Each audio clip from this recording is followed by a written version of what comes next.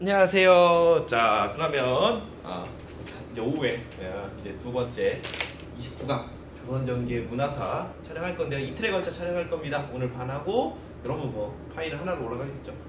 오늘 반하고 내일 한 거 오전에 해갖고 믹스 합쳐갖고 올려드리도록 하겠습니다.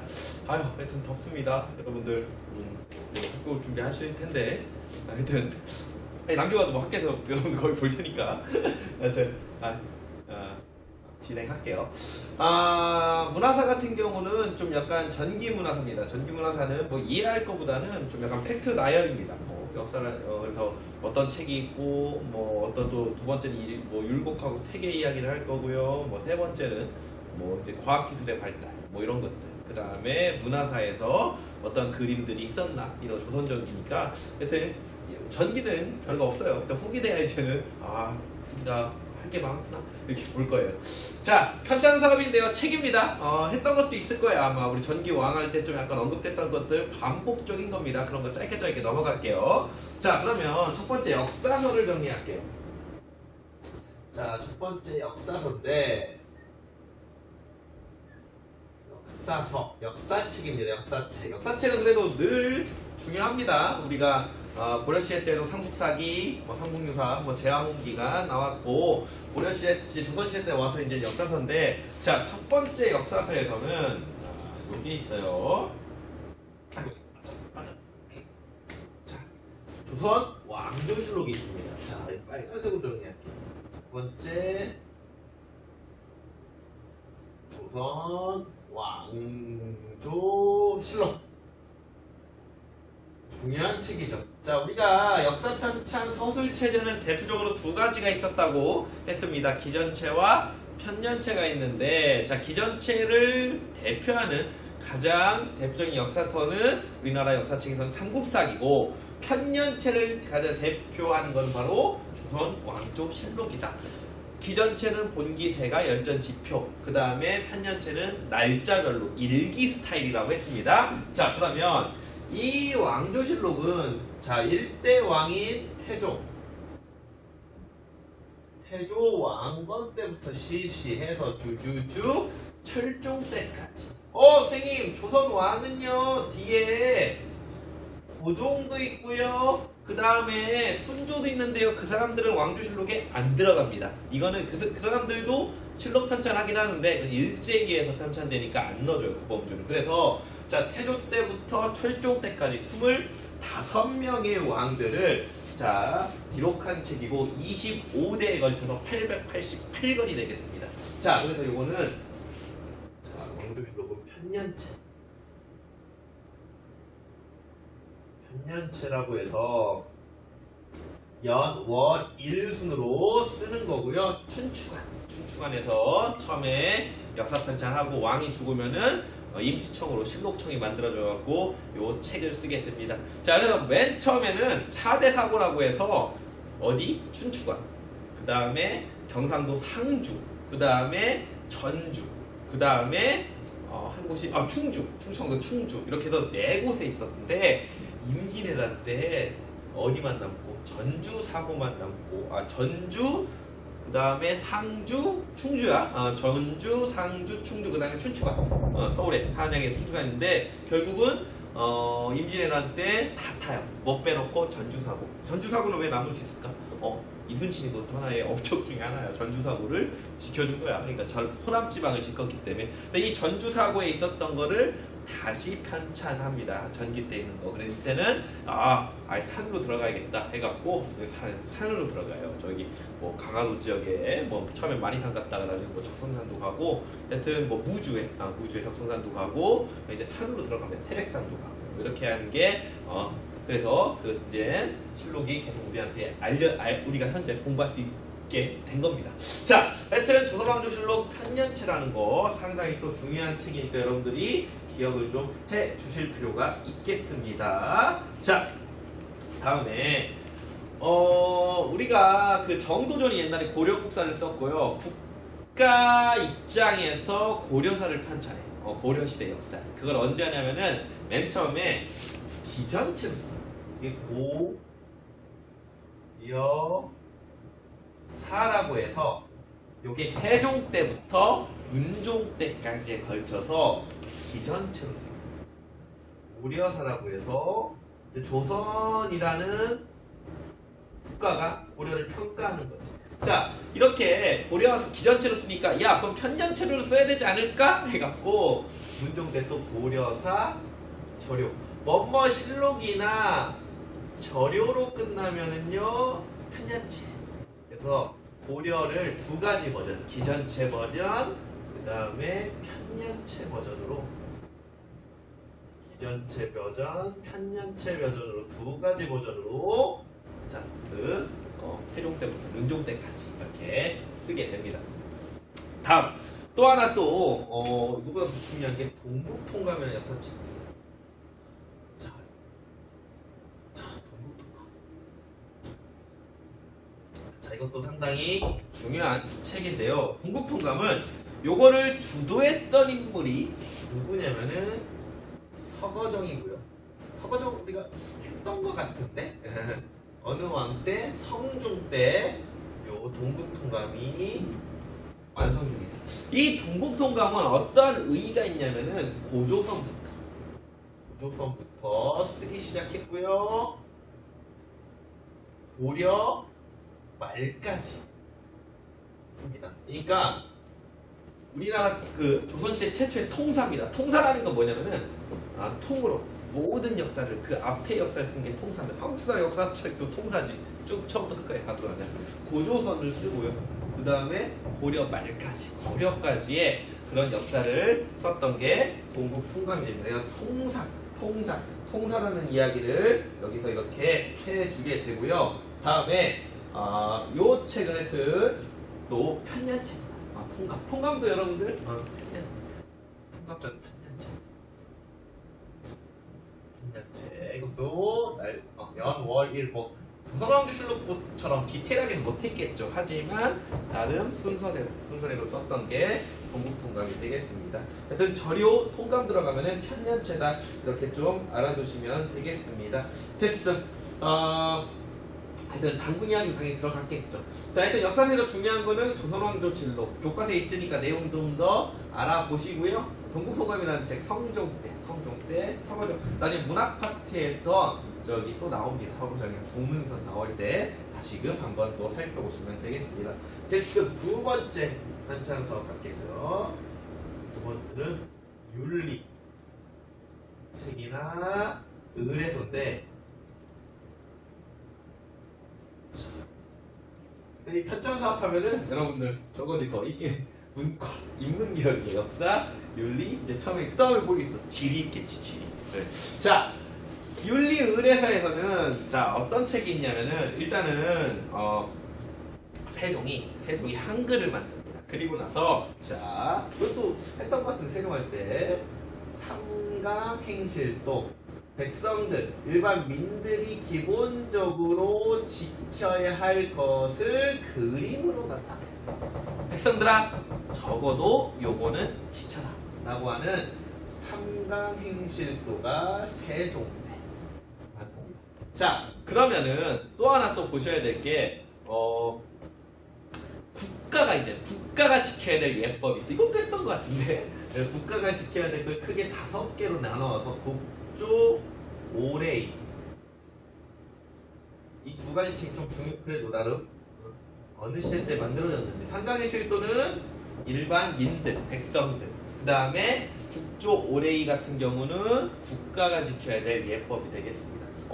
일반민, 국가 그러면 누구도 지켜야 될 게 있어. 양반 사대부들이 지켜야 될 책도 있습니다. 이건 주자가 성리학을 만들었던 주자가 만들었던 주자가 뭐 시대는 주자가 만들었으니까 한참 조선 나오기 전인데 이 주자가래 같은 경우는 일반 그 사대부들 양반들이 지켜야 될 예법서라고 보시면 되겠습니다. 주자가래가 이렇게 되겠고요. 하여튼 국조오레이 한강의질도 같은 거 좀 보시면 되겠습니다.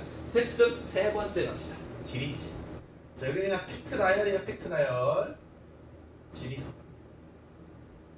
지리와 관련된 지도도 여기 다 들어가겠죠.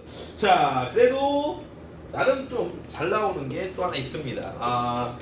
그 현존하는 가장 오래된 동양, 이 동아시아에서 만든 세계 지도가 우리가 만든 겁니다. 그게 바로 뭐냐면은 이것도 뭐 중학교 때 여러분들 좀 배워볼 때 홍일 강리 과사 있을 텐데 여러분 많이 보셨을 거예요. 그래서 홍일 강리 역대 국도 지도. 아유 길다. 홍일 강리 역대 국도 지도라는 게 있는데, 자 바로 요 책이 가장 동아시아, 그러니까 동양에서 제일 오래된 책이 되겠습니다. 그래서 현존 동양 최고의 지도가 되겠고요. 어느 왕 때냐면은 태종 때 요게 됩니다. 세계 지도였습니다. 세계 지도고요. 그러면 오늘날 같이 6대륙이 다 있을까? 다는 없습니다. 어디가 없냐면은 아메리카. 아직 아메리카라는 존재를 아마 동양에서 인지를 했을까? 이때쯤 아마 못했을 것 같아. 근데 저기 또 오스트레일리아, 호주 거기는 없어요. 그러니까 유럽, 아프리카 존재 이제 알고 있었던 거죠. 그래서 그 원나라에 어떻게 보면은 원나라가 만들었던 세계 지도에 세계 지도를 약간 해갖고 하여튼 한 거지. 근데 당연히 어디가 가장 커요? 중국이 가장 크게 나와 있습니다. 현존 동양의 최고의 세계 지도라고 보시면 되겠습니다. 홍일강리 역대 국도지도 많이 여러분들이 보셨던 지도일 겁니다. 다음에 또 하나 그냥 우리 뭐 지리 시간에 더 해야 될 것들이고, 그냥 동국여지승남 한번 얘기를 할게요. 동국여지승남. 자, 요거는 어느 왕 때 만들어졌냐면은 또 성종 때.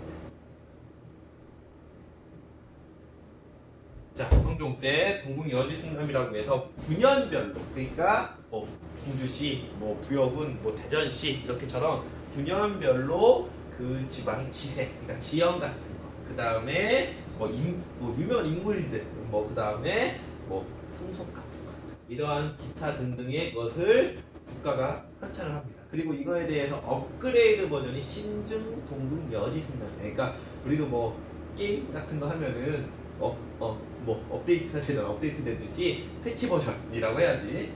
그래서 신증 동북 여지 승남이라는 게 나중 되면은 업데이트 됩니다. 업데이트 되는 거고, 이런 역사 지리서가 있다라는 거 정도 보시면 되겠습니다. 그때는 이제 중종 때입니다. 중종 때 신증 동북 여지 승남 보시면 되겠고, 하여튼 동여지 승남까지만 할게요. 우리는 이 정도만 살펴보시고, 네 번째. 또 하나 무지 쉬운데 시험 문제는 수능이나 모의고사 때는 상당히 많이 출제되는 게 있습니다. 바로 한글 국민정. 자, 전에는 세종 플러스 집현전 학자가 만들었다고 하는데 요즘 들어서는 세종 거의 혼자 했다라고 많이 언급을 한다고 했었죠. 그리고 집현전 학자들 중에 반대하는 사람들이 있었고, 그걸로 통해 새로운 반론들이 있어서 있는데, 여하튼 이 훈민정음은 기본적으로 유교 윤리를 보급하기 위한, 뭐 백성들에 대한 애민 사상도 당연히 있겠지만 국가 통치에 어느 정도 또 글을 알면 얼마나 쉬워. 글을 통해서 이 문자라는 걸 통해서 잘 전파하기 위한 목적도 당연히 있죠. 이게 그래서 유교 윤리를 뭐 보급하기 위한 뭐 하나의 목적도 있고요. 하여튼 훈민정음 또 하급 관리 이런 사람들도 좀 편안하게 좀 이게 행정 업무를 좀 볼 수 있게끔 할 수 있었던 게 또 훈민정음 창제의 또 하나의 의의라고 할 수가 있습니다. 그래서 여기가 우선은 편찬서이 되겠습니다. 편찬서이 되겠고, 다음 두 번째 그게 있네. 오늘 이렇게 한번 끊을 겁니다. 두 번째 이제 성리학을 할 건데, 자 그러면 조선 전기에, 자 잠시만요. 자, 해봅시다. 하자. 자, 이제 우리가 이 두 명의 인물들입니다. 1,000원짜리와 5,000원짜리 모델로 활동하고 계신 두 분인데, 자, 성리학, 조선전기, 이제 후기 때는 더 많이 나오겠죠. 그냥 간단하게 해볼게요.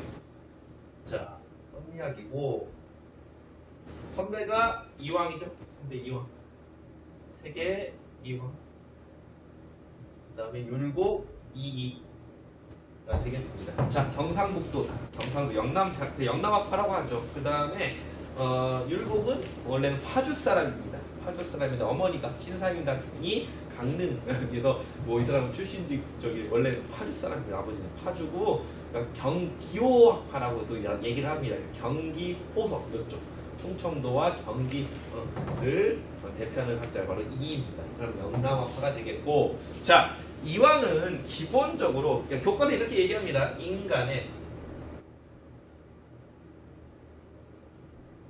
이제 인간의 도덕 행위를 근거로 인간이 도덕적 행위를 근거로 인간이 어떤 행위를 할 때 도덕적 행위를 근거로 할 때 인간 도덕 행위를 근거로 할 때 요거가 포인트죠. 심성 그 사람의 마음 심성, 너 심성 착하다, 너 심성 나쁘다 할 때 그 심성을 강조합니다. 이게 참 너는 윤사하는 친구한테 좀 물어보면 더 자세히 알고요. 저는 훨씬 많이 알 겁니다. 하여튼 리가 뭐 하여튼 본질 뭐 이런 건데 하여튼 그런 거 강조하는 거고, 이는 현실론이고 현실적인 측면이 강했고 플러스 개혁적 측면이 좀 있었다고 합니다. 개혁적 성향이 좀 더 이왕에 비해서 더 있었던 인물이 되겠습니다. 중요한 거는 이거는 저기 윤사에서 하는 거고, 우리가 좀 역사에서는 어떤 책을 썼는지 둘 다 공통적으로 왕이 공부할 수 있는 교과서를 만들어줬어요. 그러니까 오늘 하면 우리가 고3 수능특강 수능 완성듯이 국왕특강, 국왕 완성처럼 왕이 필수적으로 공부할 수 있는 교재를 둘 다 만들었습니다. 왕이 공부하는 걸 뭐라고 하냐면은 성학이라고, 성스러운 학문이지. 왕이 공부하니까. 그래서 이 왕은 십도라고 해서 성학 십도. 이게 되게 좀 헷갈리죠. 이름 비슷하니까. 성학을 공부하는 방법으로 십도라고 해서 그림으로 나타났어요. 그림. 자, 근데 율곡은 성학을 마찬가지로 만드는데 얘는 집요, 요약집을 만든 거야. 따지면 필기노트처럼. 얘는 집중해서 요약. 그래서 이 성학에 대해서 군주에 대한 입장이 이 책에 녹아나게 됩니다. 근데 그 태계 같은 경우는, 이왕 같은 경우는 군주가 스스로 공부해도 왕이니까, 국왕이 내가 성인이 될 수 있다고 본 거예요. 그러니까 왕권에 대해서 상당히 좀 더 이 사람이 좀 우호적인 그런 입장을 취했다고 볼 수가 있습니다. 군주가 스스로 됐다. 군주니까. 너는 군주니까. 근데 이위는 군주인데 군주가 근데 성인이 돼야 될 거 아니야. 되기 위해서는 훌륭한 신하의 도움을 받아야 된다고 또 얘기해요. 자, 그럼 이걸 한번 풀이해 보세요. 이 사람 같은 경우 보면 누구? 신하가 도와줘야 된다는 거예요. 그러니까 신권의 어느 정도 보장권을 좀 더 이의가 생각했다고 볼 수가 있겠죠. 이게 나중에 이왕을 따르는 남인 세력과 그 다음에 이의를 따르는 이제 서인 세력들이 약간 그 이제 논쟁거리가 될 수 있는 겁니다. 그러니까 신권과 이제 왕권이 부딪히는, 나중에 이제는 후기 때 그런 모습이 이때부터 출발점이 된다라고 보시면 되겠습니다. 자, 그 다음에 하여튼 이 성학식 지교를 쓰고요. 서로 각자. 다음 이왕은 또 주자. 성리학은 이 주자의 주자서 절요라고 해서 이양이 나는 주자가 남긴 얘기에 대해서 자신이 또 요약하고 자신의 입장을 표명한 건데, 요 책이 뭘로 넘어가냐? 일본으로 넘어갑니다. 결국 이왕한테 또 잘 나오는 게 누가 일본 성리학에 좀 더 영향을 미쳤을까요? 하면은 일본 성리학은 태계가 미친 놈이에요. 태계가. 그래서 일본 성리학에 영향을 크게 미친다. 결정적인 건 뭐냐면은 임진왜란이 터지잖아. 임진왜란 터지는데 당연히 어느 지역 사람들이 대거 일본으로 더 많이 포로로 넘어가겠어. 당연히 영남학파에서 얘기했지. 그래서 이왕의 제자였던 강항이라는 사람이 있습니다. 이 사람이 일본으로 넘어서 일본 성리학 전파에 많이 또 기여를 합니다. 당연히니까 내가 자기가 배웠던, 이왕이 배웠던 성리학이 일본으로 갈 수밖에 없겠죠. 됐어. 자, 태계는 그 다음 뒤에는 또 동호문답이라고. 동호문답. 여러분들 그 역사 뭐 옛날 책 중에 문답이라는 책들이 나오는데 문답이라는 건 무슨 표현이냐면은 묻고 답하는 거예요. 그러니까 여러분들 Q&A 같은 거 Q&A. 여러분들 이제 내년에 이제 대학 입시 하면은 그 대학 입학 홍보처 책들이 나오면 대표적인 문답 책이야. 어떻게 해야 될까요? Q? A 뭐 이렇게 해야 됩니다 하면서 하여튼 문답책이 나오고 갑자기 기부가 왔네. 하여튼 요게 동호문답에서 이게 율곡이 썼던 것이라고 보시면 되겠습니다. 자, 그만해야겠네. 갑자기 지금 외적이 들어왔어요. 그래서 노경준이 외적이 잠깐 침입해갖고 끊겠어요. 안녕. 자, 왔습니다.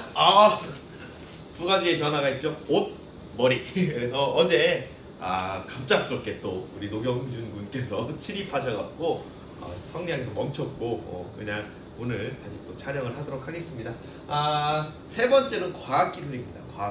과학기술인데 어차피 이 과학기술 같은 경우는 뭐 사람들의 삶을 바꿔주는 이 전근대 시대까지는 그런 것들이 과학기술의 그 주된 것이고 이런 게 되면 될수록 국가는 백성들의 삶이 또 안정적이고 그러면은 농사 같은 것도 잘 되겠고 수확량도 늘어나고 어차피 다 좋게 되는 하나의 긍정적인 효과가 있으니까 과학기술은 당연히 강조를 계속합니다.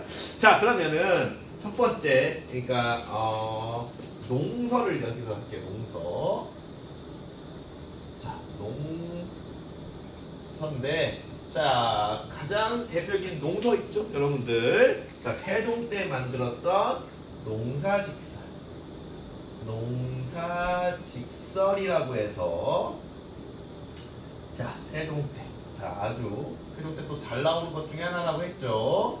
세종 때 정초라는 사람한테 시켜서 자, 노농들에게 직접 물어봅니다. 그래서 자, 어떤 방법을 하는 것이 농사에 좋은지에 대한 것을 정리했던 게 바로 농사직설입니다. 우리 땅에 맞는 거라고 했죠. 고려시대 때는 자, 농상식용.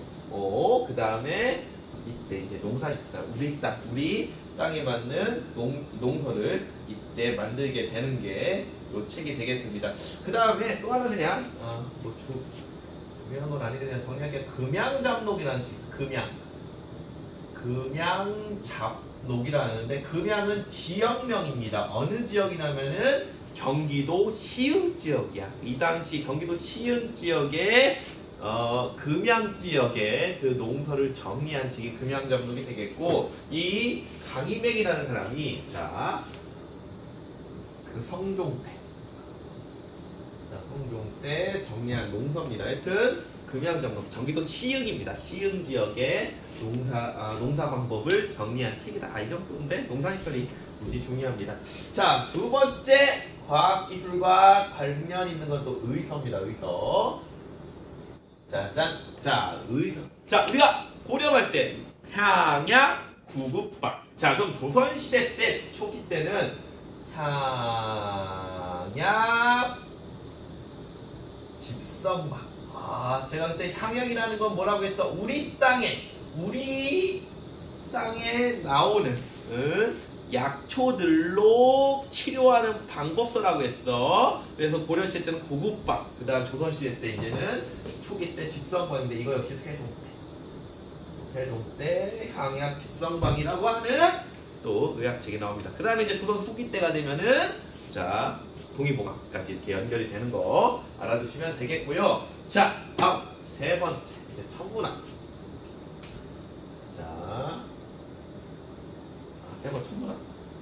그래, 천문학 할게요. 세 번째 천문학인데, 자, 여기서 여러분들한테 한번 얘기한 것 같기도 하고, 자, 여기서 하나 여러분들 뭐가 있냐면은 10,000원짜리 뒤에 요 지도가 있어. 별자리 지도야. 그게 바로 이름이 뭐냐? 천상 열차 분야 지도. 천상 열차 분야 지도라고 해서 자, 이거 세조 때. 태조 때. 자, 이성계 때. 아주 조선 극초기죠. 태조 때 별거 없는데 요게 가끔씩 항상 능력검정이나 나옵니다. 천상열차 분화지가 고구려의 별자리입니다. 이 별자리를 만들었던 별자리를 조선시대 때 고구려 별자리를 차용해서 해줬을 때 바로 천상열차 분야지로라는 게 만들어진다라고 알아두시면 되겠고요. 자, 다음에 또 중요한 게 요거 칠정산. 이것도 이게 칠정산 잘 나온다고 했죠. 칠정산은 뭐다? 역법서입니다. 역법 달력이야. 달력. 오늘 따지면 달력. 자, 그래서 이게 원나라 때 역법서인 수시력. 그 다음에 저기 아라비아의 회력이라고 하는 그거를 응용한다고 생각하시면 돼. 응용해갖고 자 우리만의 한양 서울을 기준으로 한 최초의 역법서를 만듭니다. 상당히 자주성이 있죠. 이것도 누구세? 킹세종. 자 세종의 업적은 너무 많죠. 킹세종. 네, 칠정산. 자 바로 역법서가 우리나라 자주적인 역법서가 만들어진다라는 거 알아두시면 되겠습니다. 서울을 기준으로 한 천체 운동 역법서입니다. 자 천문학 끝. 자 그 다음에 이제는 세 번째 했고요. 네 번째 그럼 측정 기구들이요. 측정 기구. 자 측정 기구들인데 이것도 거의 뭐 세종페이가 또 나오겠죠. 자 그래서 측정 기구에서는 우선 자 혼이라고 나온 데도 있고 우리 교과서 혼천이라고 합니다. 혼의 해도 되고요. 혼천, 우리 교과서 혼천이라고 하니까 이 혼천이 같은 경우는 자 이제 또 천체 관측 기구고요. 칸이라는 것도 있어요. 칸이 이것도 혼천이 간이 다 천체 관측 하늘 보는 겁니다. 망원경 같은 거라 보시면 돼요. 그래서 천체 관측하는 건 혼천이 간이 같은 게 있고요. 다음에 또 이제 시계를 정리할게요. 자 해시계는 앙 919. 그 다음에 물시계는 자경로. 자, 그 다음 강우량 측정하는 거, 비 오는 거 측정하는 거. 바로 또 뭐가 있어? 어떤 시계였다? 치구기. 자, 치구기. 자, 이건 또 대단한 겁니다. 선생님, 강수량 측정이 왜 대단? 이거를 데이터와 통계한 거야. 그 당시에. 그래서 자, 치구기를 통해서 이런 데이터 통계화시킨 거고 그 다음에 자 물시계, 네. 그 다음에 해시계 이런 거를 통해서 사람들한테 시간을 알려주고 이렇게 하나의 공적인 지역에 공적인 장소에 이런 걸 두면서 사람들한테 지금 어느 정도 시간이 되는구나 그런 걸 인지할 수 있게끔 해줬다는 것 자체로 상당히 그 당시에 15세기 시점에서는 대단한 일들을 이 당시 했다라는 거 알아주시면 되겠습니다.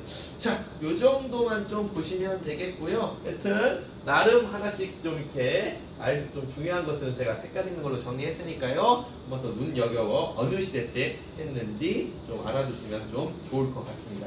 자, 다음은 이제는 예술학교. 예술이라고 해서 이거를 이렇게 정리를 할게요. 하여튼 문화사의 예술 파트. 양반 문화의 이제 발달인데 초창기는 하여튼 예술 파트입니다. 자, 이것도 뭐 간단히 좀 정리를 하면은 자, 우리는 이때 후기 때가 좀 나오지. 일단 두 가지 정도만 정리할게요. 첫 번째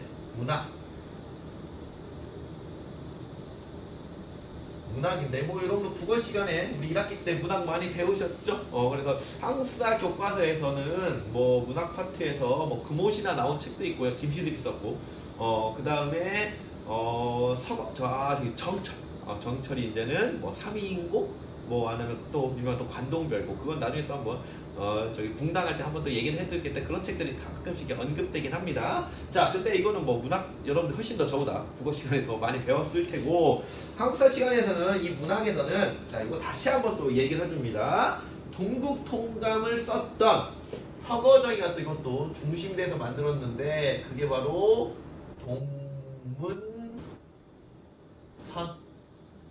동문선이라고 해서 자 이 서거정 때 삼국시대 때부터 고려 말까지의 그러한 좀 약간 유명한 작품들, 시문집들을 문학집으로 편찬한 거라고 생각하시면 되겠습니다. 그래서 서거정, 당연히 서거정이 언제 때? 성종 때겠지, 성종.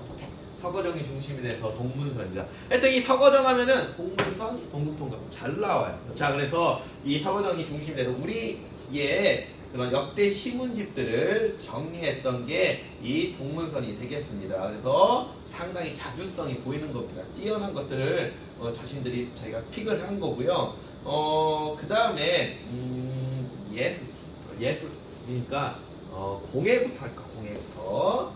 예술원에서 들어가니까.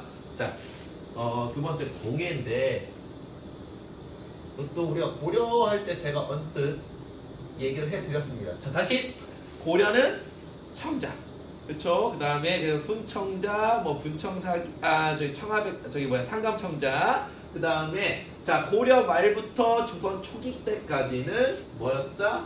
분청사.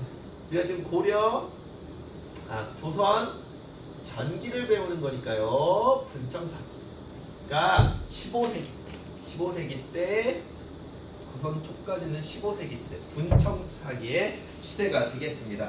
자, 이 분청사기가 유행을 하다가 16세기부터 바로 백자가 사림이 집권하면서부터 백자가 16세기부터 유행을 하게 된다는 거 보시면 되겠습니다. 자, 끝으로 세 번째 이제 그림 정리할게요. 자, 그림인데 그림에서는 어떤 그림을 여러분들이 알아두시면 좋으냐면은 15세기 때 나오는 겁니다. 두 가지 그림이에요. 첫 번째가 몽유도원도라고 있어요. 몽유도원도. 이거 누가 그리냐면은 몽유도원도. 저의 고향이 충남 서산 출신의 안견이라는 사람이 그립니다. 그래서 여러분 서산에 가면은 예전 기억나서 10월달쯤 같아요. 요즘 안견문화재라는 걸 했어요. 요즘엔 하나 모르겠네. 그러면 저쪽 서산에 또 옥녀봉이라는 산이 있는데 거기 단군전에 그림 그렸던 기억이 있어요. 유치원 때인가 초등학교 때인가. 하여튼 몽유도원도. 그 당시 안평대군의 꿈의 세계를 그린 겁니다. 꿈의 세계를 그려서 꿈목자입니다. 그래서 꿈의 세계를 그렸던 걸 안견한테 얘기를 한 게 그려줬답니다. 자, 이게 15세기 때 몽유도원도 잘 나오고 그림 한번 확인해 보시고, 또 하나 잘 나오는 게 고사 관수도. 이것들은 교과서에 확인할 수 있고요. 생각보다 잘 나옵니다. 이 고사관수도는 누가 그리냐면은 강희안이라는 사람이 그립니다. 강희안. 자, 이거 다 15세기 때, 조선 초기 때 그림입니다. 이것도 물을 흐르는 폭포가 있어. 거기에 어느 날 선비가 이렇게 길에서 보고 있습니다. 무념무상의 세계를 가요. 무념무상.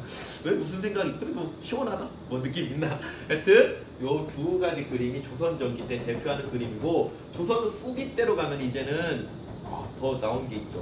훨씬 더 진경산수화 해갖고 인왕제생, 뭐 금강전도, 정선이라는 인물, 이건 후기 때 가야 돼요. 그 다음에 김홍도, 시륜복 같은 풍속화가 이렇게 나오게 되겠습니다. 그 밖에 뭐 건축물도 있고 그런데 워낙 많아, 조선전기 때. 그래서 한 이 정도만 여러분들이 좀 알아주셔도 충분합니다. 아주 충분하고 훌륭합니다. 자, 조선전기 문화사는 여기까지 하고 마치게요. 이제 30강부터 이제 학교 와서 임진왜란 병정호란 그 얘기를 30강부터 들어가도록 하겠습니다. 자, 내일 보자. 안녕.